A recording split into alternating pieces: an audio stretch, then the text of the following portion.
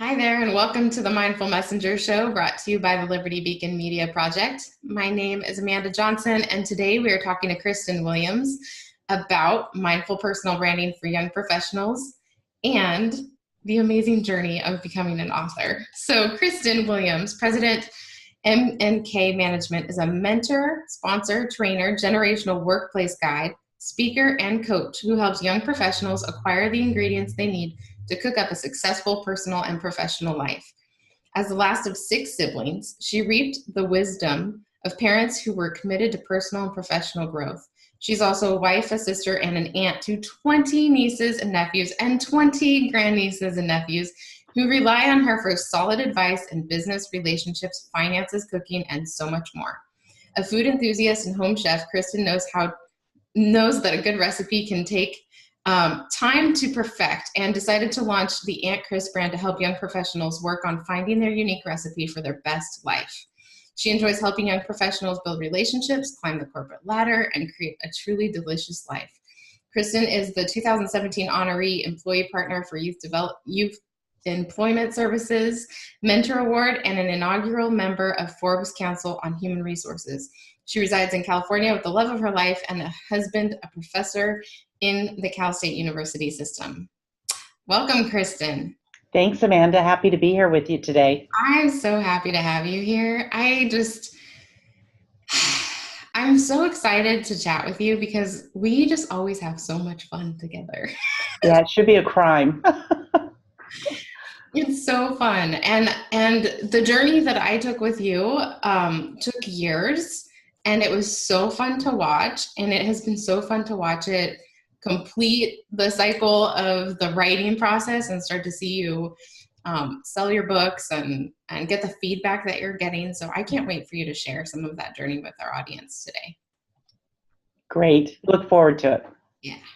So let's talk about the beginning. Where were you when you were like, I need to write a book? I mean, when did that first occur to you? Yeah, it's interesting. I never really thought of myself as an author. I'm very goal-oriented. I'm very focused on the future, but author wasn't part of that vision for me. And it wasn't really until I sort of got into what I'd call my second career. I started out in sales and sales management for over 20 years in technology. And, then as my career progressed, I worked for a company where I actually showed up at an office every day and interacted with the same people. And I was director of strategic planning and training for a wireless company when I started interacting with a lot of young professionals, and they would come to me for advice, mainly young women to begin with, but this is young men as well. And they would ask me for a piece of advice. They're going on a first date, or a position opened up, or they wanted to ask for a raise. A whole plethora of questions. And after a while, they would say, you should write a book. You should write a book. So I can't really take ownership for when the idea was mine. It really was sort of a seed planted by a lot of people of different economic and social backgrounds that came to the same destination in terms of the advice that I was giving them. Yeah. So what made you finally decide to do it? I mean, I remember the day I met you, and I remember your face, but what was kind of the compelling factor? Because a lot of people have this, in the back of their minds. It's been seeded. They think about it. They pull a paper out and they start to write an outline, or think about the possibilities, but then they put it away. So when was it that you decided, like, it's time to do this? So I think for me, it was, so you talk about when we met, and then our journey was years, and I'm sure we'll get more into that in our discussion today. But for me, it was more about, once the seed was planted, the stories started rolling in my head, and they rolled for years before I met you. So, it was when they started to gel and became something. And when I realized, when I realized that the connection was to my mother, and, the advice that I was given, and how powerful I thought that was, it was more, I had to write the book because I thought that this was a missing message in the universe right now for young professionals. Their life experience growing up through their youth was very different than mine, and they weren't getting these messages. And so that's when I really said, I need to I need to get serious about putting pen to paper or finger to keyboard in these days, and really start to get the book down on paper and see what it was going to become. So let's talk about that, because I know you've been coaching young people for a long time. So what were some of those, things that you were seeing, that the challenges that they were facing that you simply didn't face because of your different upbringing? Like, help us to understand that generational piece. Yeah, so the generation. So first of all, one of the things that I love this younger generation. I think they get vilified in the media a lot. Sometimes there's seeds of truth to all of that, but I felt that what I saw is their upbringing and the way that they learn to communicate and interact on a personal level. Technology has fundamentally changed. I'm not saying it's right or wrong or good or bad. It's just fundamentally changed. So they didn't have the personal attachment, I'll say, when you have to interact with somebody in person. And so, when you're communicating via text, via online, sometimes in video, but mostly not, it removes that level of emotion. And so emotional control, emotional understanding, that goes to confidence, that goes to, goal planning, just personal intimacy and interaction with people, whether that's a best friend or a partner or, a family member. They didn't have that, in my day, right? We sat around the kitchen table and we talked about our day. And I remember the first time as a kid that I had, let's call it a bullying moment, right? And oddly enough, I was the bully, not the boy. But there was a bullying moment, and you learn to get through those things. You learn to handle conflict. You learn to work through a broken heart, and not have to take a week off work because you need to lie on the couch for it. You learn how to deal with things in a different way, and the human connection is never going to leave our human race. And yet we've kind of sterilized it for this generation. So how do they work on those interpersonal communications that are so critical to personal happiness and success? Yeah. Yeah. And I'm so glad you brought that up, because me, I'm all about the subtleties, right? And so I see the messaging going on about these young people, and I think, man, like, they're so capable of so much more than we are in so many ways. But if we don't get really serious about helping them to look up from their phones and look someone in the eye and, like you said, be in a space where conflict is okay, and you have to work through this crisis and then that one, and you don't have to collapse in the process. I think that's a whole different way of looking at this generation. And I'm really glad you brought it up, because I feel like they're getting a bad rap. Yeah. Bad rap. Don't get me wrong. I still manage several of them, and I go home fairly frustrated certain days. But I always try and intention, as is one of my big factors in the book and factors in life. That if I try to understand their intentions, then that frustration gets minimized at least. Yeah. So. Yeah. And they just have certain, behaviors and things that are coming from a place of just not knowing what is happening, right? They just Right. don't. So let's use an example of that. Let's share an example of an experience with a young person, a young professional, who a typical struggle for them. So, God, so many pop into mind of just this week. It's funny. I have people come to me here at work and say, I need to talk to Aunt Kris. They don't need to talk to Kristin. They need to talk to Aunt Kris. But I think, one of the struggles is I had a young professional that came to me that is what we call a high potential. There's certain people that, they have skills and they have desire and aptitude that organizations, people in upper management will look at them and invest in them. So I had this individual come to me because they were approached on taking on a new initiative in the company. And the conversation really was about, first of all, should they even look at it? Because everything in the news about their generation says they should move on in about 2 years, right? Get what you can out of this role, and they move on in 2 years. Well, they move on because they're not given the next opportunity where they are, number one. And so he had been here for several years. with the organization. And so the first question was, do I even look at this, or is this a sign I should move on? The more we delved into it, we talked about what he could get out of the situation if he took on this new role. How could he learn and grow? Did it meet with his overall life career plans? It was going to be a different schedule.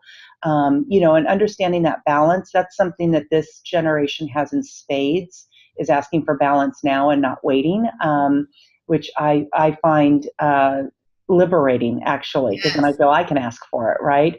And so we really went through a thoughtful, discussion about how do you look at new opportunities and what are the questions I should ask when I'm talking to upper management. I go into the meeting to see if I want to do this or not.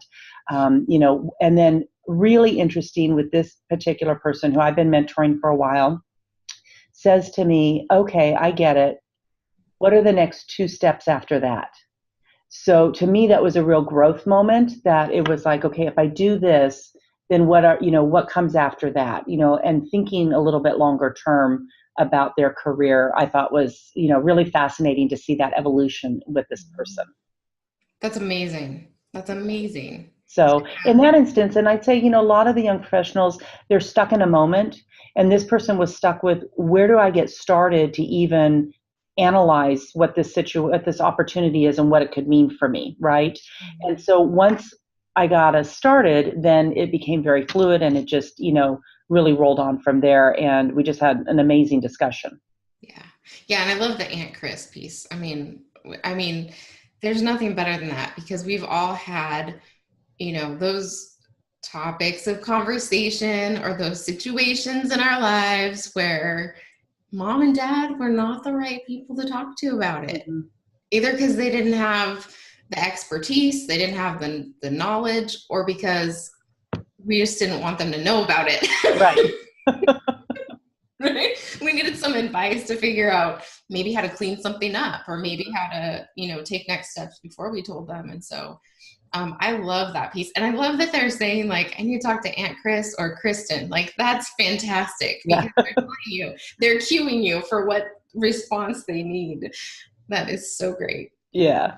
So you have all of this experience with all of these young people and tons of your own success in the world of technology and sales and management for decades. And so you decide, okay, I need to figure out how to package this up, because I need to reach more than these few people that I'm working with here. So what was that initial vision? What were you imagining with the book? So what I was imagining with the book is, how, if I've had over, the course of, let's call it 10 years, right, at that stage of my career, after I got through my personal, trajectory of climbing the ladder, so to speak, how was I going to scale that? How could I reach beyond the however many, mentees I take on at a time? And those that sort of graduate, they call back, ad hoc as needed. But, it was really figuring out how to scale it and how to tell the story in a way that the lesson was clear and the topic was relevant for today, right? Because we're talking about, it started with people, I would have these one-liners, and they're like, how do you know that? And I'm like, my mom told me. Didn't your mom tell you that? And that was a real aha for me. So it was like, first it was, are those going to be relevant? And then how do I make it scalable? And that really was book format, for me to say, how do I get this story out there that people can sort of on their own, see themselves in these challenges? Yeah. Yeah. And it was so fun to watch, because I remember our first conversation, and one of the pieces was like, this was something that needed to be written to honor your mom and all of this amazing wisdom and her contribution to all of your success, which was beautiful. It was like a very important ingredient to this message. But then there was, how do we weave in your success stories? Because you had your own moments of facing all of the same things that these young professionals are, but instead of having to go to Aunt Kris, you had your mom's little bit of wisdom there to give you the answer. Her voice in my head is what I call it. Her voice would be in my head to figure those things out. So it was, just how did we package that? A big part of it, originally I thought when I wrote the book, it was to honor my mom and to tell these stories, and, maybe I'd sell a few copies. And it was very much a personal um, mission of mine, goal for my own personal enjoyment, right? For my wanting to memorialize these things, for my nieces and nephews, my actual nieces and nephews, that, which, by the way, we have to update the bio because we've grown. Just say 20 plus in the future, and I think we'll be safe. I'm not close to 30 on either end, but we've got quite the Neubauer Nation, as I call it. And so, how did I save these stories? For my nieces and nephews and for their children that will never meet this woman that is their great-grandmother and great-great-grandmother. So that was really the purpose of it. And then it took on this life of, oh my gosh, this is a bigger message for a bigger audience. It's a message, we've had these conversations to put out in the universe and see what happens with it, right? And so that was a really hard part of the journey for me because it was so personal. I wasn't sure about letting it go on that scale for a while, and I think that caused me some challenges along the way in this journey. Okay, so you wanted it to be very personal and like a memorialization of your mom's wisdom, and so you felt like allowing other people in on it. Is it like the exposure to letting other people in on it, or what was it about the scaling piece that I think it was so private, and I'm typically not a very private person. I wear my heart on my sleeve, and I say what's on my mind. I talk pretty directly. I think verbally. I don't think about things and give it considerable thought and then, put something out there. I'm pretty real time. So this was something that was, very close to me, and about probably several years before the idea of starting to write the book, we knew that my mom had stage 4 cancer. So I had the letting go of her and then letting go of her to everybody else. There was just a lot of stuff packaged in that I had to work through to be comfortable to share that very personal side of my life, which was joyous and wonderful. And it wasn't heartbreak. It just was, I wasn't ready to let go. Sure. Yeah. And, I feel like a book is very similar to having a child. I mean, I probably should just change the way that I'm writing my next book to be just about that because it's so similar. But even from the inception, even from the beginning, it's a private matter. Yeah. You don't have to show and share until you have to. Yeah. So I don't know if the birth analogy is good because that meant I would have been working on dilating to 10 for probably 15 years. And I don't know that's a physical state I could have handled, but go for it, Amanda. Okay, wrong metaphor. Anyway. So. No, but speaking of metaphors, that's the other piece that I think is really a really cool thing that happened with your book, which was, you were working on it. You were working on it for a little bit of time here, and then you took your time off, and then you came back and you were working on it, and things still felt a little slow. Like you couldn't quite get the traction around it. I could hear the frustration. And then you decided to jump into one of my momentum retreats. Yeah. And something magical happened there. Not only was it Yeah, I'm so excited about this. Tell us about your experience there, because I feel like that there were so many little pieces that came together for you. And as soon as that happened, man, it was off to the races. So it was so funny because I think, like I said, the book was rolling around in my head before I met you. And then we met at that women's conference in Long Beach.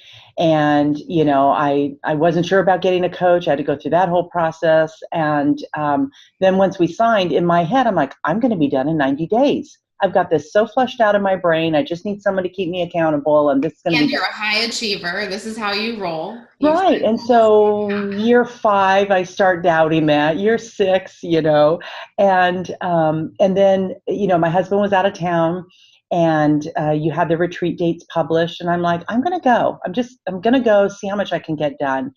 And it's so funny because I was reading The Good Life Project this morning, actually. I was rereading some pages on that. And, what he said was finding the space to write. And he was talking about the writing process. And I was reminded that what the retreat did for me is it took away all the noise. And even though I'd go in a private room or I'd carve time out on my calendar, I didn't never physically changed my space, which for me was critical. And not that it just was unbelievably a beautiful place to be, but I put myself in a space where all I could do was focus on the story in my head and the missing pieces. It was like I could see pieces of land, but there was no bridge to cross, right? And the bridges just started getting built, that I would go from intro to, just all these different things. And I think I had maybe 3 chapters in the book done, pretty much flushed out as good drafts before the retreat. And then just sitting on that couch with my feet on the coffee table and just being able to think and plug away, it just flooded out. It was like insane how fast it went. And I think it was changing the venue, and it didn't have to be that dramatic that it got on a plane or whatever. But for me personally, not having the other noise around was really important. And then, just having that one thing to focus on, at the retreat, everything else was taken care of for me. I didn't have to worry about making dinner, and I didn't have to worry about anything else. I just, from 9 to 5 or whatever the bookends were, I just sat with my story and I just let it develop and let it flow out of my fingers onto the keyboard. It was awesome. And, after the first one, you were like, I think that's the other piece too, is like the immediate feedback when you are like, okay, I think I might be able to get a few chapters done here. Yeah. You're hauling butt because you already know how I roll when you send me the content, right? Then It's like, oh my gosh, how much of this can I get done? So that when I'm done here, like most of the work is done. The hard stuff is done. Then it's just I don't know. I would say having to go through edits is a painful process, but we could talk about that later. But I know what you mean. The initial content. But yeah. The other piece too that I think was it was really fun for me was it was at that retreat, because we hang out in the same space for so many days together. We kind of like, there's things that happen before we get started writing and things that happen after, and there's movies and there's conversation and coffee and food. Jumping llamas. And what? Jumping llamas, the video that my husband sent us of the jumping llamas, the performance llamas in Europe. Yeah. Right. All these fun things that happen. And so there were some things that, and it's one of the reasons why I work through retreat primarily, because this is the stuff I can't get the information in between, usually when I'm working virtually with someone. So, at some point, I remember you talking about, I'd made some sort of food and you're like, this is really good. I love to make. And all of a sudden I started to hear the chef, like the foodie, the woman who loves making good food. And it was, I swear, it was like the minute I said, let's put food in the book. Like, when do you hang out with these people, these young professionals? Are you snacking with them, or, oh yeah, I have them over to my house for wine and hors d'oeuvres, and I meet them at coffee shops and croissants? And I was like, done. All of a sudden. Yep. It was like hitting the accelerator for you. It was so fun to watch. Yeah, that was, you don't realize the importance of an event until you've experienced it. And it's hard to describe, but it just was, there was so much freedom at the retreat to just focus on things and let things surface and naturally. And they would before, but then I'd get busy, right? And so I don't know. I don't think I could, God forbid I decide to write another book, right? No, just kidding. But, I think that would have to definitely be part of the process for me, is that getaway, immerse myself in the story, in the project.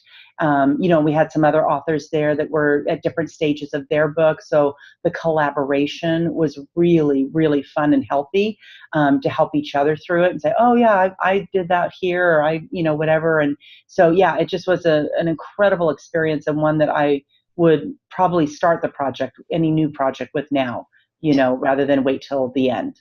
Yeah. Yeah. I'm really sad that it took me 10 years to figure that out, but I'm really excited that I know now and that people can show up and be like, yeah, I'll write a book in a week and get it done. I mean, it's pretty awesome. Yeah. But it just took a while. It's believability, right? So it is believability, absolutely. So let's talk about the other aspects that you have mentioned, because I think this part is really important. And I love talking with someone who already has a business mind, because a lot of people come to me and they don't, they have these really compelling stories, or sometimes they do have the business mind, but they haven't transferred it over to this idea of becoming a messenger, an author, and having to package and sell and position and all of that stuff. And so, this is we've had a lot of fun conversations about it. So I'd love to chat with you about that whole experience of going through the production process, because I feel like people really do feel like the hard part is, to me, the thing that really keeps people from moving forward is figuring out that structure and framework. Like, as soon as you see that and you find that pattern, it becomes much easier to write everything out. Mm-hmm. But then you have to go back and make it really powerful, really engaging, massage, create transitions, make sure there's internal, like all those things that we did. So, and that part is, well, you tell us about it. How was it for you? And be honest, because it's important for these folks to understand. So here's the thing. When we were at the retreat, I remember saying to you, as I could really sense the book being towards the end of being written, that I think I turned to you one night and I said, I thought the journey was writing the book, but I think the journey is just beginning, right? So I thought all those years of getting my story together, rolling through my head, having, the angels present you to me at a conference to help me, all those things, I thought, okay, this is the journey. And, and I've worked through, the honoring my mother that I wanted to do and revisiting stories that were so precious to me. And I'm like, okay, I'm done. My part's done. Oh God, no. You said to me, okay, then we'll go into editing and this is going to take, so many weeks or whatever. And I'm like, okay, yeah, whatever, and I've got these people on the team are going to help. And I'm like, okay, but my own personal involvement in editing, like that never registered. And so, when you read your book over and over and over again, and you just want to say, stop, I don't care if it's supposed to be a semicolon, a comma's fine with me, nobody's going to notice. But, as you go through that, it really is what you realize you're doing is you're putting together the structure that's going to resonate with a lot of people. So I talked about what was important about even writing the book was finding a way to scale this message. If I don't have a clean delivery vehicle that people could read and understand, then that was going to fall flat, right? So it's like the foundation of the house was not poured correctly. And so anything you build on it isn't going to work. And, it was very insightful to have some of my mentees read the book, and they came back to us with some amazing feedback. And so we started tweaking. Well, once you start touching something over here moves, and so it's like it just was a very involved process. And at times I just wanted to scream, make it end, like I was in an arm wrestle with somebody. But now that it's done and I'm on the other side of it and my wounds have healed, because detail stuff is not, detail on a plate when I'm cooking, very important. Right. Like, as I said, I process verbally. So writing is something that does not come easy. Editing is not something that comes easy to me. And so that was really a much longer process and took a lot more of my time and energy than I had ever anticipated going into it.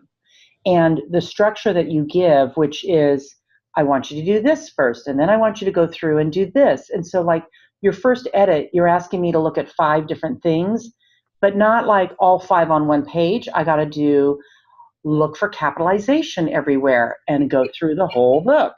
So authors out there, write a short book. That helps.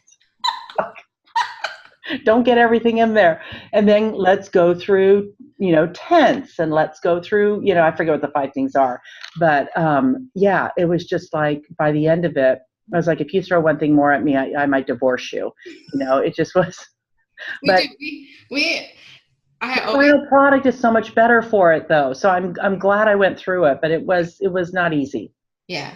Yeah. And that's the thing is like, sometimes people will finish the manuscript and then they just put it in their desk because they don't know what to do with it next. Yeah. And can you imagine, and even if they think, well, I need to get an editor, I have one client who came and we worked on the first draft of her manuscript, and she told me that she wanted to go get an online editing service. And I'm like, well, because they don't know your story. They don't understand the moving parts and why you're flashing back here and why you're doing this over here. Like, there's so much for them to learn. And then the editing piece is like, imagine that you just send it to one editor. Right. Well, you bring up an interesting point there, because I'm assuming my experience is not different from any other author or first-time authors, in that this is a very personal experience. Like my story is a story of joy and empowerment, right? Helping young professionals, build their best life, whatever that looks like, right? There's no formula for this is what you should do. It's like, figure out what you want to do and go grab it, and here's how you do. Here's some tools to help you go grab it. But to have somebody then change your story, even if we're just talking structurally, that doesn't know you, it's like just handing your baby over to a stranger and going on vacation for 2 weeks. Who would do that, right? So to take it to the end with the same team, I think made the experience for me more tolerable and enjoyable, and created the best product in terms of putting that personalized mentoring that I want to do and trying to get that captured in a format for people that may never meet me, right? But hopefully will learn from and feel empowered by the lessons that they read. Yeah.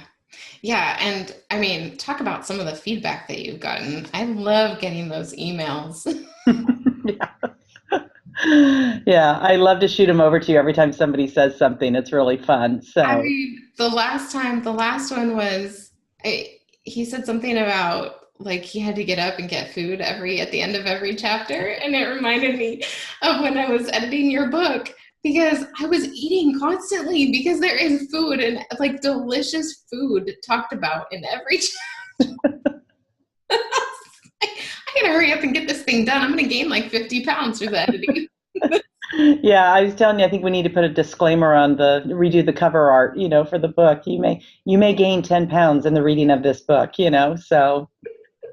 And that's for people who don't have a habit of sitting and eating and reading together. My mother was a voracious reader, and she always had some sort of chocolate in her lap as she sat and read, and she was thin as a twig. So yeah, pretty funny. Oh God, how appropriate. That is so perfect. Oh, I love it. Yeah. So let's talk about some of the feedback, because you've been out there, you've started to share, you've been selling books, you've been getting feedback from your mentees, you've been doing workshops. Yeah.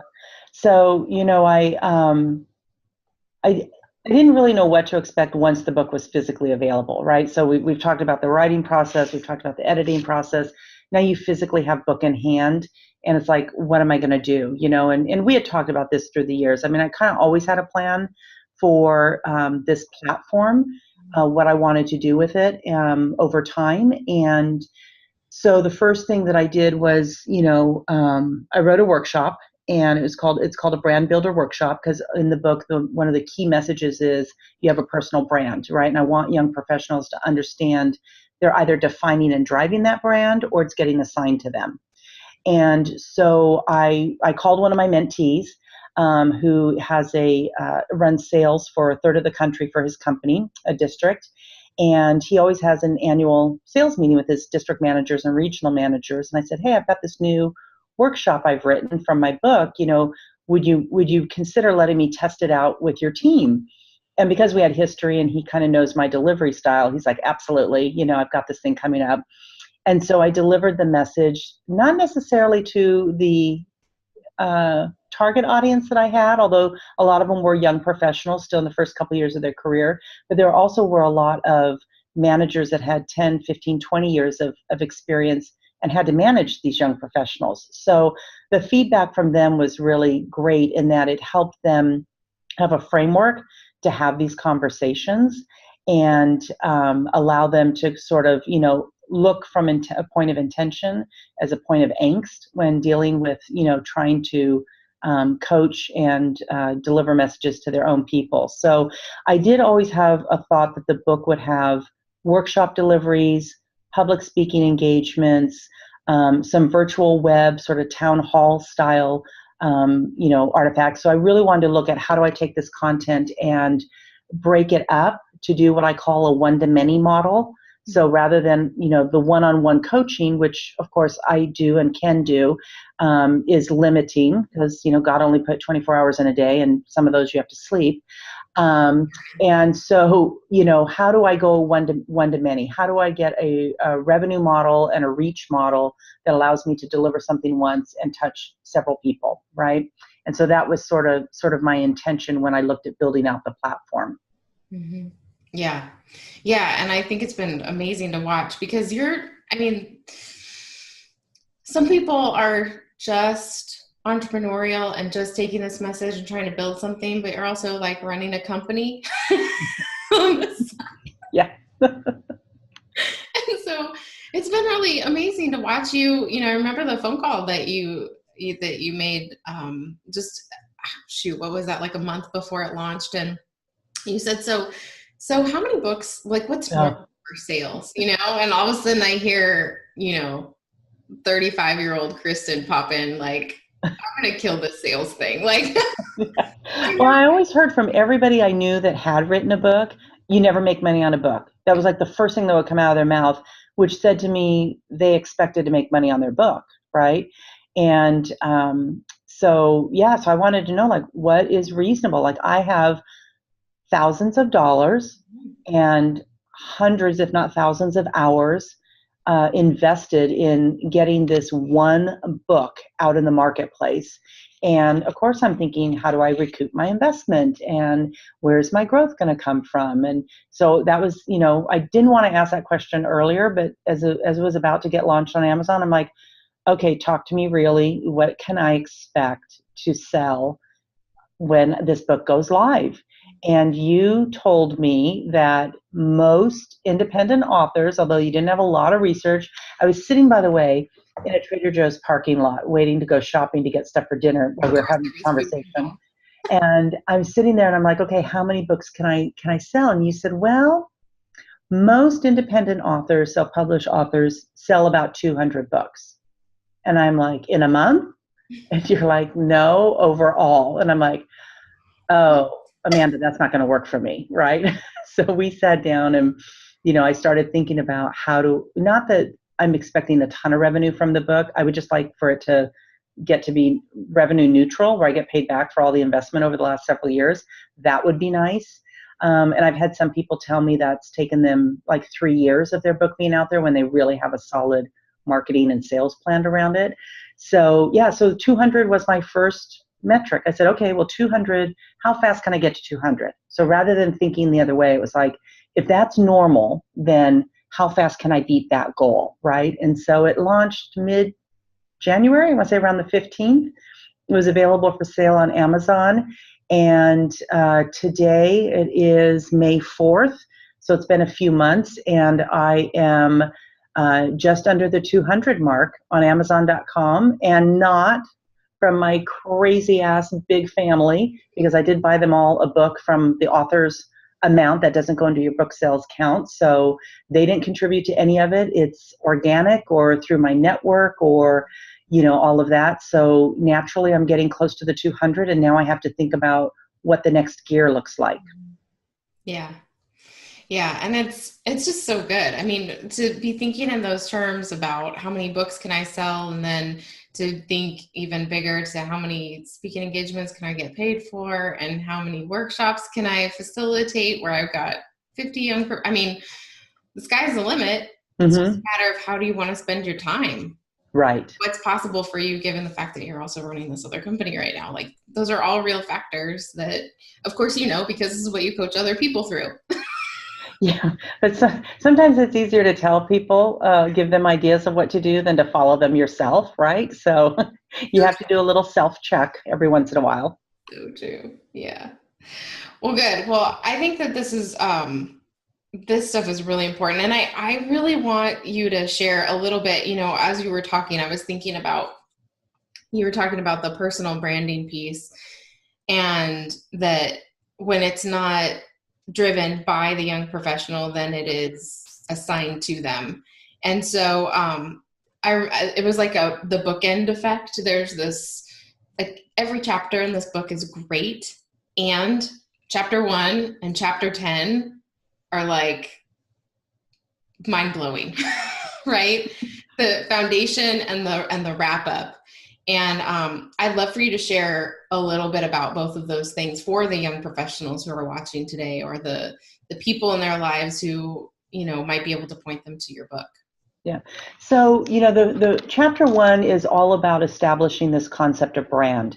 And it might sound cold-hearted, but think of yourself as a product, right? And so if you're a product, what are the attributes that get assigned to you? If I'm laundry detergent, right? I'm going to work hard on stains. I'm going to, be eco-friendly. I'm going to, there's all these things that marketers spend forever getting down to a couple crystallized nuggets. The same is true with your personal brand in the workplace. Are you going to be known for delivering projects on time and in budget? Are you going to be known for being responsible? Are you going to be known for being a gossip? That's one of the things that gets assigned to you. And so really sitting down and thinking about, and it ties back to whatever your personal values are. That's the starting point that then drives this. But what is it important for you to be known for? How does that fit in your work culture? And then what are the actions and behaviors that people can see you doing that says to them, oh, that is what being responsible looks like, right? If that's one of the brand attributes that you want. And then, you just don't decide your brand and then do a couple actions and it's over. It's always evolving. You can slide back, you can push forward. And so it's something that you always have to be mindful of. And looking for opportunities every day to help reinforce that message. You can be the same brand. You can be the same Procter and Gamble, washing detergent, but they're going to do a brand refresh every once in a while, right? And now you come in lilac and forest fresh, but you're still, Procter and Gamble laundry detergent. And so, think about what it is that you want. Understand when you hit a stumbling block, it's not, completely debilitating. You can get past it. And then just really driving that brand. So that's the foundational chapter 1 that every reader will go through. And I'm certain if there's loved ones or family members that are thinking about the book, they'll read it and see, oh, that probably happened to me early in my career, right? We just didn't have a framework for it.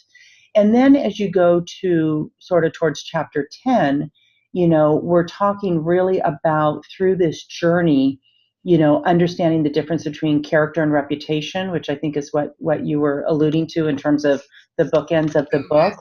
And, it's, character is what you stand for and reputation is what you fall for, is the phrase in the book that I think when you read it, I got like this exclamation point, different fonts, fully energy email, like, oh my God, And again, it's so simple. It's such a simple concept, that you build your character, you decide what it's going to be and what you fall for. Other people, hey, let's go out and have drinks after work, and everybody drinks too much, so we all come into work a little hungover the next morning. That's reputation. Character is, okay, I'll go and have one drink and be social and leave, or I won't go at all because I've got a deadline that I need to meet, right? So it's really helping to understand, building that brand that drives, the definition of your character, and it can be pulled apart if your reputation isn't kept pristine, if you fall for things that are going to deter and have you slide back a little. Yeah. What are those things in the corporate environment right now for young professionals? What are some of the biggest traps that are kind of laid out for them that you see them falling into? So I think understanding how casual you can be if you're in a casual workplace. A lot of the young professionals are going to, Google, a Twitter, a Facebook. They want to work for the big companies, right? And a lot of companies are trying to attract and retain this young talent for a whole host of reasons. But the lines get blurred. The lines get blurred in, how casual, either in conversation, how friendly can you be? You can be friendly at work and you can be friends outside of work. But when you come back into work, work is still a job. There's a company that needs to run effectively based on what your roles and responsibilities are, and you need to be able to deliver on those. And so I think one of the traps is not being able to identify those subtleties. And then for young professionals that move into management, they feel like they can be friends and managers, and that just doesn't work. That's a recipe for disaster. And so if they're being promoted within a team, that it becomes even more complicated for them to navigate because, okay, I was friends with you yesterday, but now I need to wear the manager hat and I need to think about the company's, needs and initiatives. And, I tell young professionals all the time, you don't have to agree as you move up in management. You don't always have to agree with the strategy that's being put forth. But if you're going to take a paycheck from the company, you better damn well support it because that's your job when you stepped up and said you wanted to be a manager, right? That doesn't go away. So that's kind of a minefield for them to navigate in today's workforce is, really that casual work environment. How casual can you get? Because do you find it's true that this generation is very, even though this is kind of challenging for them because of the tech, they also crave that connection. Like Mm-hmm. they're so connected through technology. They're so connected, and what I've heard and what I've experienced, because I have siblings that fall in this arena too, is like they're so hungry for that connection and the belonging and the meaning and all of that. Like I can see how that makes them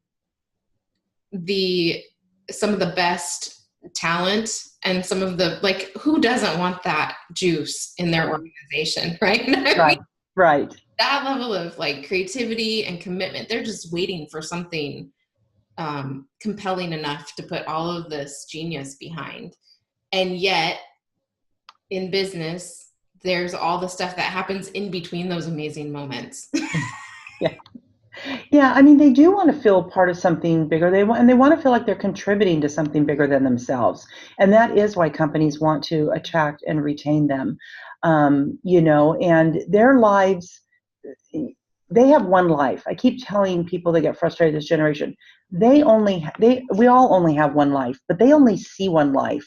So for them, it's, I'll do this work thing and then I'll do some personal stuff and then I'll get back online and I'll do some work thing. And they move in and out of those tasks seamlessly, right?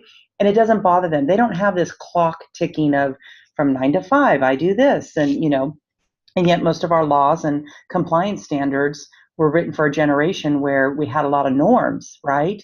And so it's very hard for companies to give that freedom and navigate.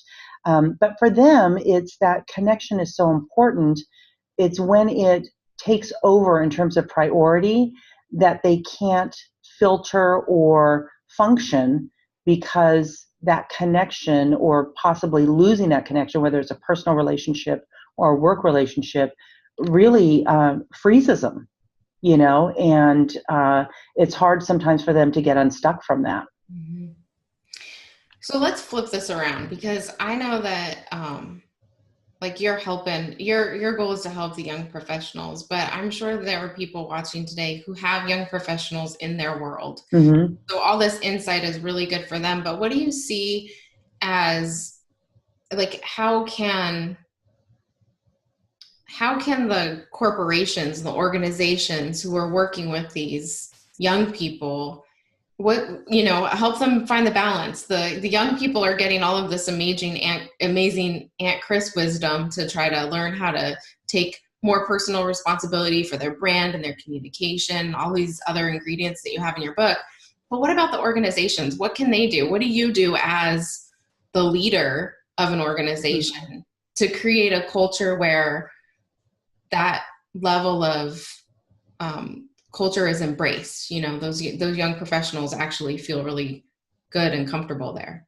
So I think the first thing that organizations or leaders in organizations need to do is to understand they probably have, kids and, young professionals in their lives, whether they're nieces, nephews, their own children or whatever. So whatever's being presented to you by a young professional that might be challenging, put your family member's face on that person, because I guarantee you, your family members are operating that way in their workspace, right? So make it personal from a manager point of view and try and understand them is number one. And then the other thing is, don't be afraid of an honest conversation, because the younger professionals, they really do respond well to appropriate feedback. And what I mean by appropriate feedback is we're not just being critical, we're telling them when they did things right, and we're giving instructive feedback of, hey, you did this project, this was great, next time I want you to try X because I think it's going to help you with this. And so have those honest conversations with them. Don't keep that information to yourself and then get frustrated, which is what I see a lot of. Sit down, have a cup of coffee, get to know them. Why did you approach the project that way? Funny story, I had a young professional who, this is not business related, but just to give you a thought of their thinking, was coming back from a trip, and something happened with their ride at the airport when they were landing to get their ride home. So they sat trying to solve that problem at the airport that they were at, and inevitably what happened is they missed their flight. So now they've missed their flight, but they have a ride home for the flight that they just missed. So I asked the person, I said, okay, that's really interesting to me that you focused on fixing the problem of getting a ride, because you had a lot of options, right? You could have Ubered, you could have taxied, you could have, sat at your arrival destination and waited until you solved the problem, but you opted to solve the problem first, which then caused a second problem. And they went, yeah, I had not dawned on them, And so again, if you sit and just work through those problems with them and help them see the different perspectives and the association of, if you do this, what's going to happen next? Or if you don't do this, what could happen next? Those are conversations that they love having, and they help with the synergy in the working relationship to be able to, teach them things that they can apply to the next situation. Yeah. Yeah. And I love that what you accomplished with your book is giving people the experience of those conversations. Like, it's so good. The conversations that you have with the mentees and to see what happens as a result of it, and the conversations that drive those, which are the conversations with you and your mom. Like, it creates this space of curiosity and problem solving that I feel like our culture just moves way too fast to, like, we're so busy, right? Yeah. Parents. We're so busy, and we want people in the workplace that have critical thinking, and yet we don't help develop critical thinking, right? I mean, every business book has a model, right? It's usually 4 quadrants. There's an X and a Y axis, and you go up and down one, and in quadrant 1 you do this, and quadrant 2 you do that. And frameworks and quadrants, that's great. I mean, I have all of that in my training. Covey does it. That's some of my favorite content. But at the end of the day, I guess my approach was, how do I help teach common sense? How do I help teach the things that they don't tell you in college, that you're not going to get in a business communications class, that you're not, when you peel back the layer of the onion, or, you move the curtain and you see Oz, you see who he is in Wizard of Oz, how do you demystify those experiences and those interpersonal relationships? And I think that's what I was trying to get across to young professionals is, just landing the job, that's the starting point. Getting the degree, that just puts you on an equal playing field. That doesn't really advance you in today's world. What advances you is what unique strengths, talents, gifts are you bringing to the workplace in a positive way. Mm-hmm. Yeah. Yeah. And the ability to really take people through. I mean, I think that's one of the most brilliant parts of the book is that it is the practice. It's not just watching other people go through, but because you're asking questions and delving into different types of their answers and trying to reflect things back to them, it is an experience of critical thinking. It is for every reader. They're literally asking themselves that question as you're asking it to the person. So I think you nailed it, girl. Thank you. Well, I hope, it's the other side of the pendulum for them. They got the degree and the knowledge. Now let's give them the experience in less than 30 to 50 years, and hopefully fast track success for them that way. Yeah. And so that they can become the aunts and uncles in their communities too, right? Absolutely. Yeah. They need to, there'll come a time in their life they need to pay it forward. Absolutely. Yeah. Have you experienced that yet? Watching one of your mentees start to pay it forward? I have, in the sense that, yes, I have two instances. I have one young lady who I admittedly made cry once when I gave feedback, so I'm not perfect as a mentor. But she now has a young mentee, and she's telling me when she sends me a text or an email or calls me, I can hear the joy that she's getting out of sharing things that's helping somebody else get ahead. So that's been tremendous. And then I have a young male mentee who we had an interaction recently, and I broke it down in terms of a learning. As a leader, I had made a mistake, and my lesson to him was, if you're a leader and you make a mistake, you need to own it. You need to own it. You need to address it. You need to work through it, right? And so we went through this interaction together, and at the end of it, he said, "I'm so glad you taught me that, because I'm going to have to know that one day in the future." So he's already thinking about, how he'll apply these things. So yeah, it's been really rewarding to sort of watch, the evolution. As you know, I have tons of nieces and nephews. I have no children of my own. So these are all kind of, my extended family to me, seriously. Yeah. Yeah.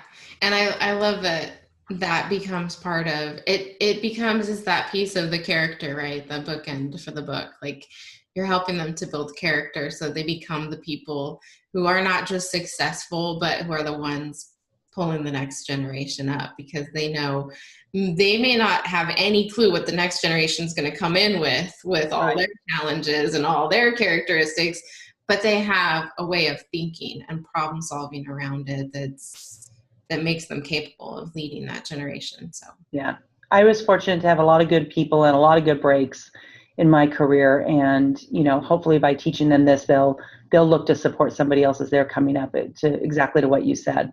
yeah, there's nothing better than that feeling. No, nothing at all. As someone who has been mentored, the minute I get to pass that on to someone else, because I know what it felt like when I heard it. Yeah. I know the freedom that it gave me, So I love that feeling. I'm really excited that you're doing this for people. So I feel like we could talk forever, and I'm looking at the time thinking, wow, we just talked for. Oh, wow. I know. It's kind of like being at retreat. Exactly. So I would love for you to share, I always ask people at the end about the books and the messengers that they're looking at, because it's a really good way to kind of spread really good messages and have people thinking and understanding, like, what are the things that led to you being who you are and making the decisions that you made. So are you ready for some of those questions? I'm ready. Okay. So what was the first book or message that changed your life? I was in my late 20s, and the book was Tuesdays with Morrie by Mitch Albom. Yeah, talk about a book about experiential, and it for the first time, there's a long story behind the why, but for the first time, it really walked me through a person's own mortality and the thinking of end of life and what's important. And I was on definitely the hamster wheel of, being a career executive at that time. So it came at a time when I was stuck on a runway because the plane couldn't take off and had nothing better to do. I picked it up as a gift for my husband, never planned on reading it, and spent 2.5 hours in first class barreling through the book and bawling like a baby. So yeah, and I read it probably every other year. It sits in my nightstand. Yeah. Same copy. Awesome. What's your favorite book and why? My favorite book is usually the one I'm reading currently. But I do tend to like biographies. And one of the books that I really love is Julia Child's biography, which was written by her nephew. It's a more recent book in the sense, it's not War and Peace from forever ago, but it really was the first book that I read where a woman was going through her life choices and career, and it was very personal the way they wrote about it in the book that I could associate with. She had a love of cooking. She loved her husband. She was working because of the war effort, so something that women in that generation normally didn't do. Moved abroad to Asia, which in that day, somebody from, Southern California, it wasn't a normal life experience. And so that really is one of my favorite books. And plus, it just talks about amazing recipes, which I love. So game over. Drop the mic. It's so good. And who's your favorite messenger? Oh, I can't even believe you're asking me that question. My mom. Who else? I know. Who else? I mean, she still talks to me almost every day. She in her personal belongings, she had a book of original poems and then just a book of sayings that had come across to her that she hand wrote or clipped out of a newspaper. And, I go to those for inspiration almost daily, but yeah, she just was a she had a great way of communicating with people, no matter who they were. I love it. I love it. I wish I'd met your mom, but I feel like I got the second best thing. Yeah. So I wish everybody met my mom. I think the world would be a better place if everybody had met her or had someone like that in their life, Yeah. Yeah. So listeners, if you're listening, just pick up the book. If you have a young professional or not in your life, seriously, get to know Kristin's mom and see what happens when this type of wisdom gets into the minds of a young person. It's amazing. It's amazing. So thank you so much for being here today and having this conversation. And I'm thrilled about your project and how it turned out and what is ahead for you. Well, thank you, Amanda. I definitely couldn't have gotten across the finish line without you. And as I said, you're not just a friend. You're like, you're new in my life in the sense of, the last 10, 15 years, but it's like I grew up with you. It's that sort of bond and friendship, and I love it. So thank you. Me too. Congratulations on the series here. It's a great, great medium. Thank you. I'm loving it. And I want to thank you, and I want to thank our listeners so much for joining us today. Of course, I love to hear back from listeners about what they're picking up from these conversations, because these things are full of some really good insights. And I also want to thank our sponsor, sitechisel.com. Remember that they're offering a 10% discount to my listeners with the code Mindful10. So that's a wrap for today. Thank you.